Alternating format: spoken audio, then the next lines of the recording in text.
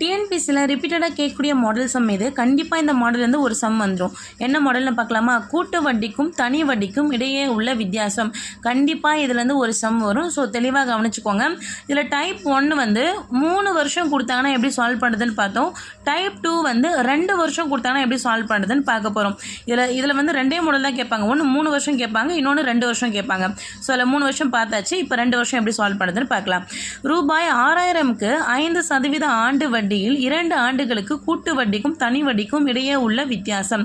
Okay, இப்போ இந்த மாதிரி கேட்டால் என்ன பண்ணோம் அப்படின்னா ஒரு ஷார்ட்கட் என்ன பண்ணுங்கள், கொடுத்துருக்க பிரின்சிபல் வேல்யூவை அப்படியே எடுத்து எழுதுங்க. எழுதிட்டிங்களா?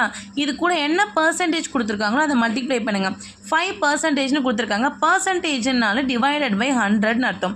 ஓகேவா? இப்போ இங்கே 20 கேன்சல் ஆகிடும், இங்கேயும் 20 கேன்சல் ஆகிடும். மீதி இருக்கிறது யாருன்னா 60 × 5, 6 5s are 30, ஸோ 300ன்னு வரும். கரெக்டாக? இது முதல் வருஷத்துக்கான வித்தியாசம். நம்மளுக்கு கொஷினில் 2 வருஷம் தான் கேட்டிருக்காங்க இல்லையா? அப்போ அடுத்த வருஷத்துக்கு போகிறதுக்கு முன்னாடி என்ன பண்ணோன்னா நம்மளுக்கு கிடைச்ச ஆன்சர் கூட திரும்ப எத்தனை பர்சன்டேஜ் கொடுத்துருவாங்க அதை மல்டிப்ளை பண்ணுங்கள். அப்போ 5%. பர்சன்டேஜுக்கு பதிலாக டிவைடட் பை 100ன்னு போடலாம். இங்கே 2 0 கேன்சல் ஆகிடும், இங்கே 2 0 கேன்சல் ஆகிடும். அப்போ இது நீங்கள் மல்டிப்ளை பண்ணிங்கன்னா அதுதான் செகண்ட் வருஷத்துக்கு வரக்கூடிய வித்தியாசம். என்ன ஆன்சருங்கிறது கமெண்ட்டில் சொல்லுங்கள். உங்களுக்கு டவுட்னாலும் கேட்கும், டவுட் நான் கிளாரிஃபை பண்ணுறேன். தேங்க்ஸ் ஃபார் வாட்சிங்.